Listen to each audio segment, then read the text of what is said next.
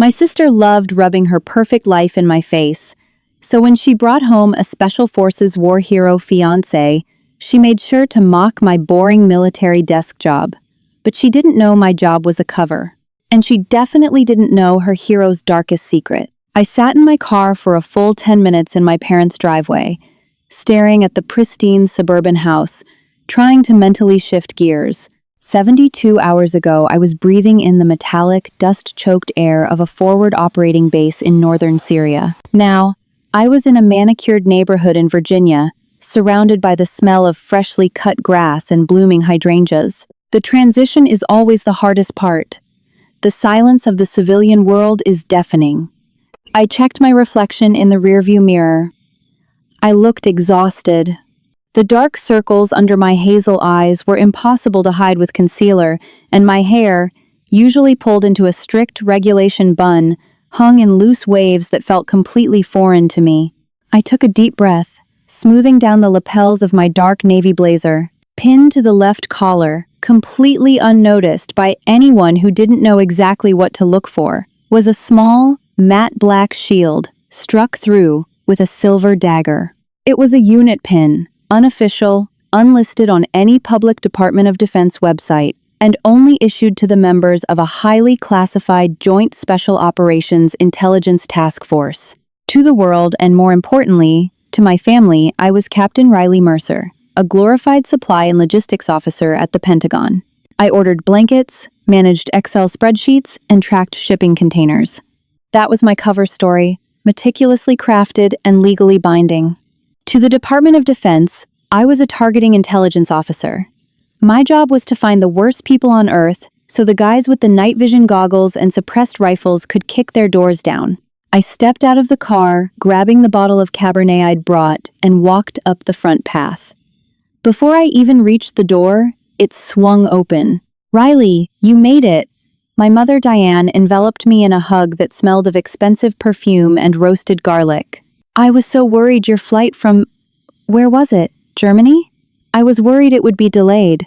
"Frankfurt, Mom." And no, the logistics conference wrapped up early. I lied smoothly, the cover story rolling off my tongue out of sheer muscle memory. "Well, come in, come in. Your father is already opening the champagne. Madison and Liam are going to be here any minute."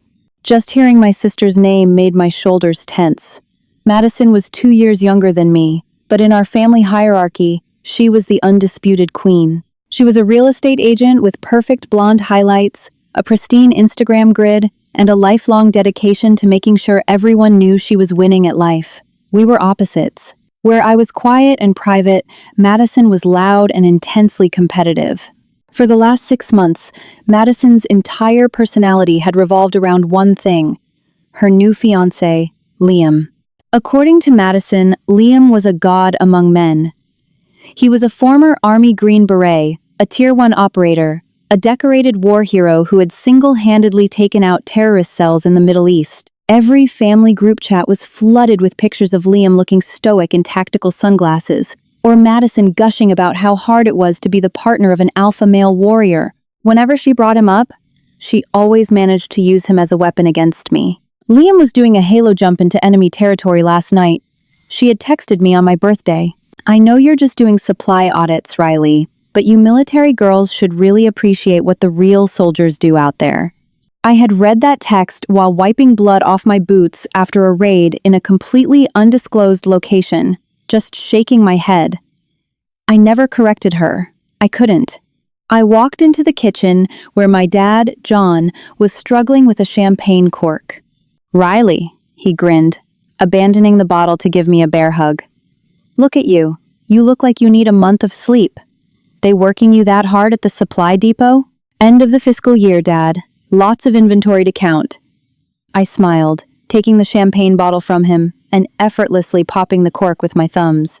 "Well, tonight you can relax," Dad said, pouring the bubbly into crystal flutes. "I can't wait for you to finally meet Liam. The guy is incredible. Did Madison tell you about his Silver Star? He was in a massive firefight in Afghanistan. The stories he tells, it's like something out of a movie. I know you're in the Army too, kiddo, but this guy is the real deal. The tip of the spear. I'm looking forward to it. I said politely, taking a sip of champagne. But internally, my guard was up. In my line of work, you meet the actual tip of the spear on a daily basis. The real operators, the Delta guys, the SEALs, the Rangers, they don't talk like movies. They are usually quiet, hyper-competent professionals who never brag about their deployments at suburban dinner parties. The loudest guys in the room are usually the ones who have the least to say. Suddenly, the front door chimed, followed by Madison's unmistakable, piercing laugh. "They're here!" Mom gasped, rushing out of the kitchen. Dad followed her, looking like a kid on Christmas morning. I stayed in the kitchen for a moment, taking a long, slow sip of my drink. I could hear Madison's voice echoing in the foyer. "Mom, Dad, oh my gosh, let me look at you. Look at my ring and this lighting, isn't it insane?" Liam had it custom designed. He said it reminded him of the stars over the desert. I rolled my eyes so hard it physically hurt. I set my glass down, adjusted my blazer, making sure my little black pin was sitting flat, and walked out to join the circus. I leaned against the archway, connecting the dining room to the living room, quietly observing the scene before making my presence known. Madison was glowing, draped in a designer silk dress, practically hanging off the arm of her fiancé. Liam was exactly what I expected, yet somehow worse. He was tall, maybe 6'2", heavily muscled, and sporting a perfectly groomed tactical beard. He wore a tight olive green Henley shirt that deliberately showed off the tribal tattoos on his forearms, dark jeans, and a pair of rugged hiking boots. Strapped to his wrist was a massive, GPS-enabled tactical watch. It was the uniform of a man desperately trying to look like a dangerous asset on his day off. "John, it is an absolute honor, sir," Liam was saying, shaking my dad's hand with a firm, practiced grip. He had a deep, gravelly voice, the kind of voice that commanded a room. "Madison has told me so much about you, and Diane, you look far too young to be her mother. Seriously." My parents were eating out of the palm of his hand. Come sit, Dad urged, leading them to the plush living room sofas. "I've got so many questions for you, Liam. Madison said you just got out of the service 6 months ago?" "Yes, sir," Liam sighed, leaning back and resting his ankle on his knee. He rubbed his beard, looking appropriately haunted. "Did 10 years. Most of it in the teams. JSOC, mostly. Joint Special Operations Command." I froze in the archway. JSOC. "Wow," Dad breathed. "Where were you deployed?" Liam let out a dark, dramatic chuckle. "Man, where wasn't I? Iraq, Afghanistan, Syria, Somalia, a lot of places that don't exist on a map, if you catch my drift. We were running direct action hits. Kicking doors, snatching high-value targets. The op tempo was insane. I was leading a specialized strike team near the Korengal Valley back in 2018. My jaw locked. The Korengal Valley. The U.S. military had officially withdrawn from the Korengal in 2010. There were no JSOC strike teams running direct action missions there in 2018. It was a buzzword he'd picked up from watching documentaries. "That must have been terrifying," Mom said, clutching her hands to her chest. "You learn to suppress the fear, ma'am," Liam said smoothly, staring off into the middle distance. "When my brothers and I were pinned down, it wasn't about politics or the mission anymore. It was about the man to your left and your right. I took a piece of shrapnel in my shoulder during an ambush in Kandahar, walked it off. You just do what you have to do." He was a fraud. My heart started hammering against my ribs, not out of fear, but out of a cold, calculated fury. Stolen valor isn't just a pet peeve for someone like me. It's a deep, personal insult to the ghosts I carry with me every day. Men and women I knew had come home in flag-draped transfer cases doing the very things this clown was using to impress my parents. I finally stepped fully into the room. "Hello, Madison." Madison turned, her eyes doing a quick, judgmental sweep of my understated outfit. "Riley, wow, you actually made it out of the Pentagon basement. I'm shocked." "Supply logistics waits for no one," I replied evenly, my voice flat. Madison grabbed Liam's arm, pulling him up from the sofa. "Liam, babe, this is my older sister, Riley. Riley, this is Liam, the man, the myth, the legend." Liam stood up, towering over me. He puffed out his chest slightly. looking down at me with a condescending, pitying smile. It was the look of a wolf looking at a sheep, totally unaware he had just stepped into a lion's den. "Nice to meet you, Riley," Liam said, extending a hand. I shook it. His grip was an overcompensating vice. "Madison tells me you're in the army too. Admin? Supply? Logistics and procurement," I said, keeping my face entirely blank. Liam chuckled, glancing at my dad like they were sharing an inside joke. "Hey, nothing wrong with that. The infantry can't eat if you guys aren't pushing the paperwork, right? It's a safe gig. Someone's got to count the sleeping bags while the rest of us are downrange." "Exactly," Madison chimed in, practically beaming. "I was telling Liam how you've never even been deployed outside of a desk in Germany. It's so crazy how you two are in the same military, but have completely different lives." "Liam actually saves lives, Riley." "Madison, that's enough," Mom chided gently, but the damage was done. "It's fine, Mom," I said, my eyes never leaving Liam's face.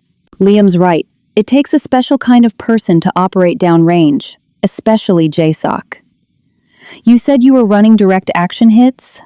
"Yeah," Liam said, his smile faltering for a fraction of a second as he detected the slight shift in my tone. "Highly classified stuff."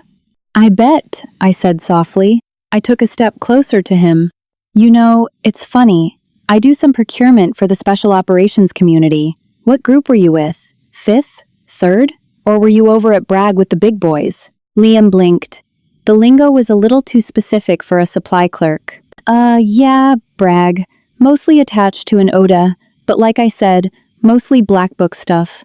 We didn't wear unit patches." "Right. Black book stuff?" I repeated, nodding slowly. I watched his eyes.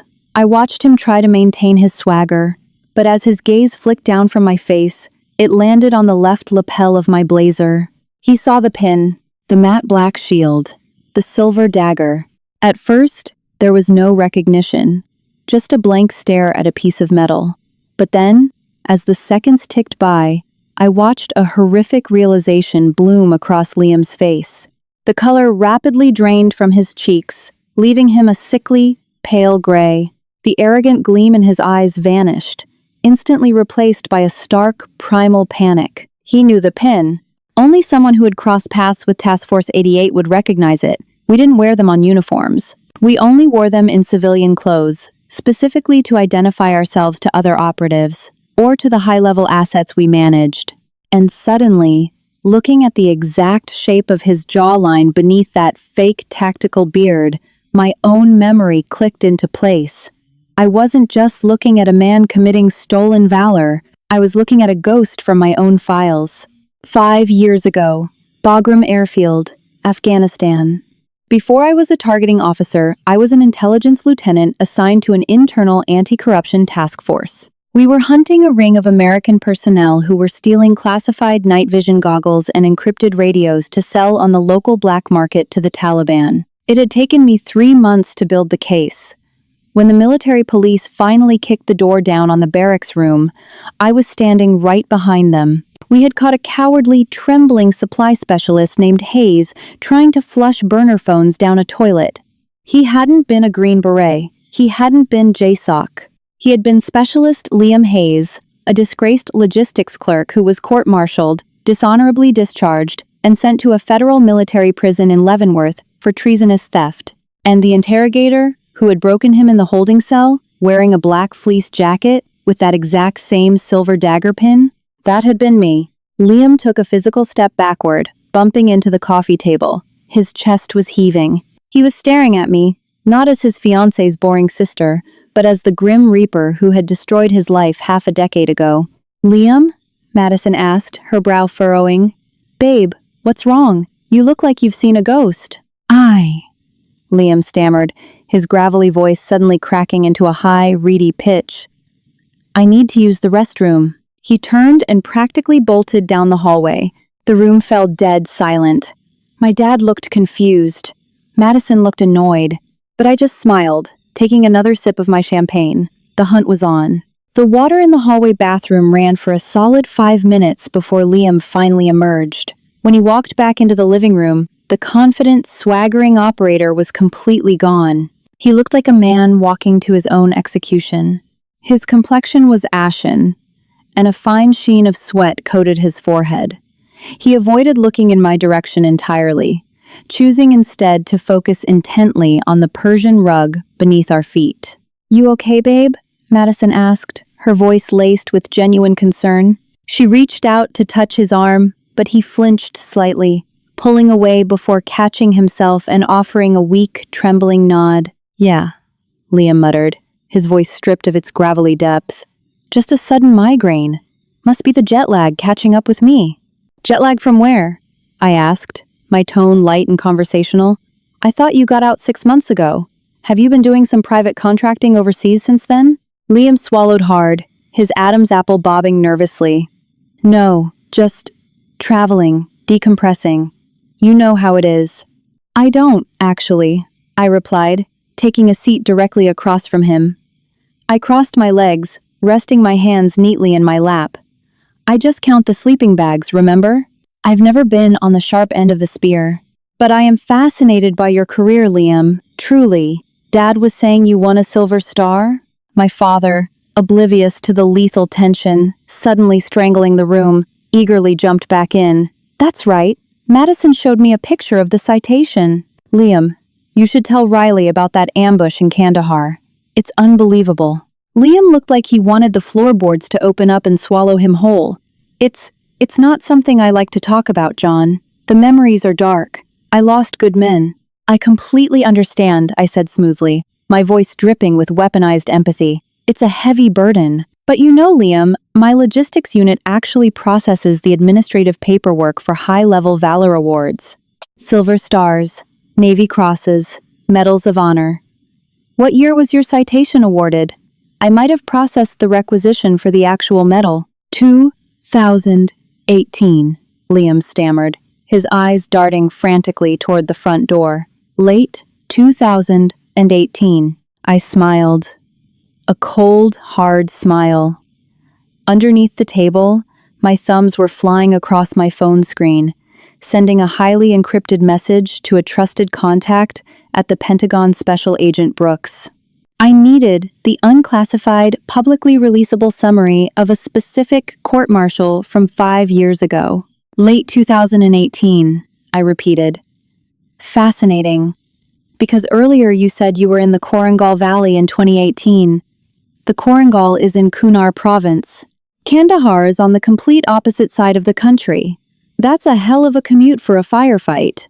Madison frowned, looking back and forth between us. "Riley, what are you doing? Stop interrogating him. He has PTSD." "I'm not interrogating him, Maddie," I said softly. "I'm just trying to understand his timeline, because nothing he's saying makes any sense." "What are you talking about?" my mother asked, her hands nervously twisting her napkin. I leaned forward, locking my eyes onto Liam's terrified face. "Liam, let's stop playing games. I know exactly who you are, and you know exactly who I am, don't you?" Silence descended on the room like a heavy winter blanket. Liam opened his mouth to speak, but only a dry rasp came out. He was paralyzed. The ghost of Bagram Airfield was sitting in his prospective in-law's living room, and she had him dead to rights. "Riley, enough!" Madison snapped, her face flushing with anger. "I know you've always been jealous of me, but trying to humiliate my fiancé because his military career actually matters while yours is a joke is a new low. You're pathetic." "Madison, quiet," Dad interjected, his tone suddenly stern. He was a smart man, and he was finally picking up on the terrifying subtext of the conversation. He looked at me. "Riley, what is going on?" I didn't break eye contact with Liam. "Dad, the man sitting on your sofa is not a Tier 1 operator. He is not a Green Beret. He is not a war hero. His name is Liam Hayes.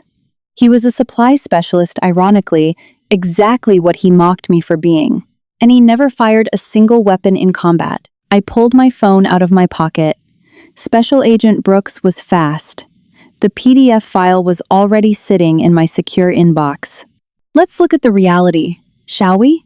I said, my voice commanding the room with the icy authority of an intelligence officer.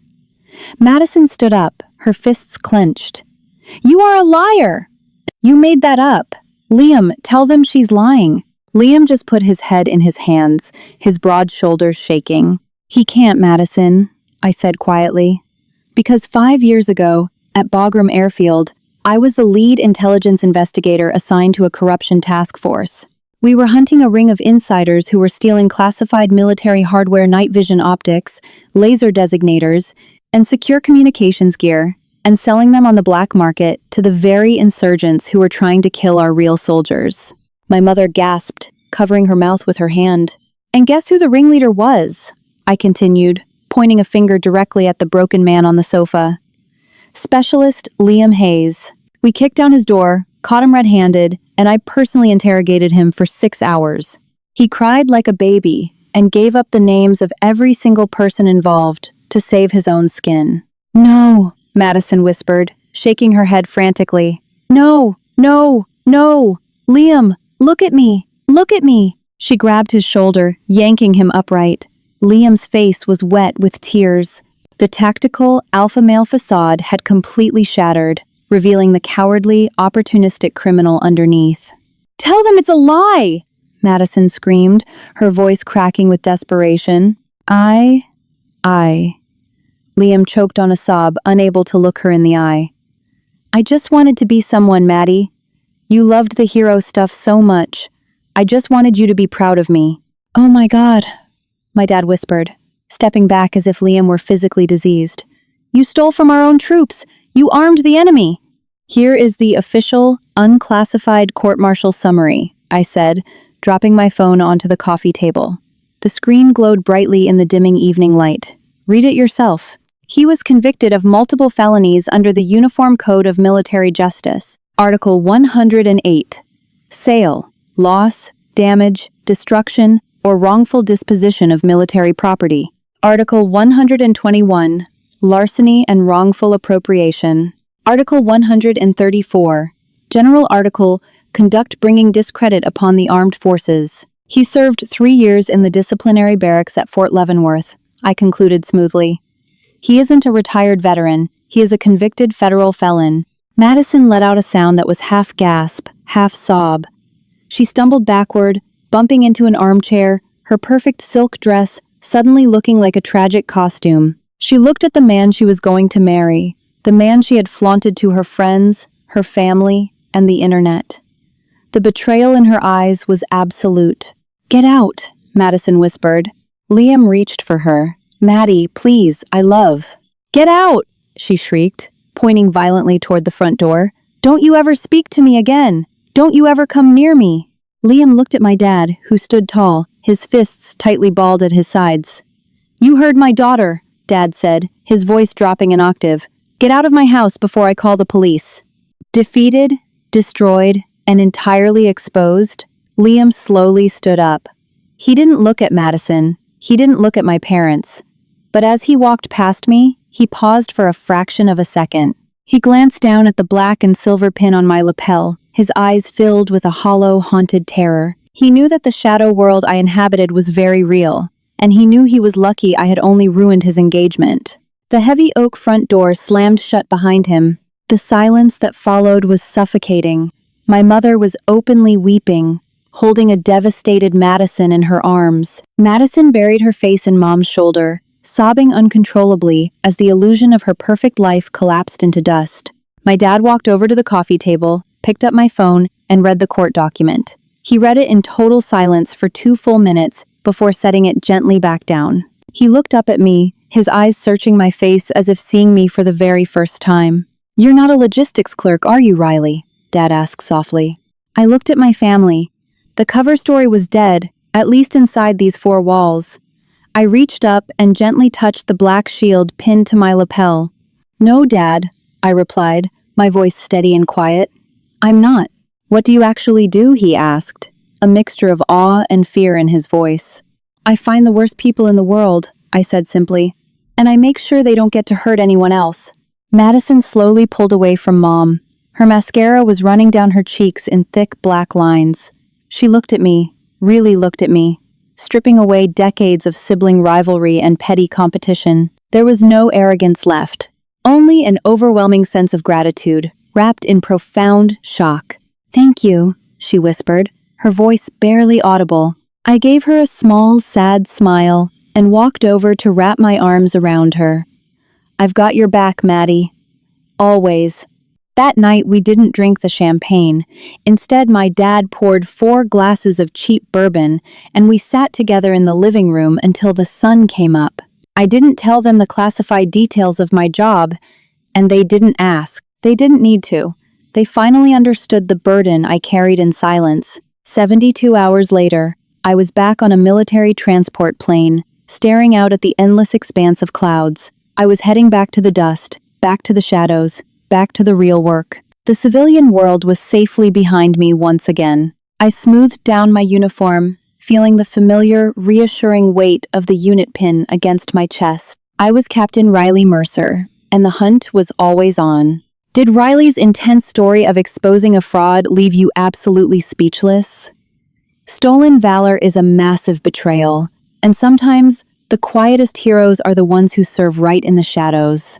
If you loved this dramatic military twist, please hit that like button, share this video with your friends, and subscribe to our channel for more incredible real-life stories. Drop a comment below telling us how you would have handled Liam. We will see you right here in the next one.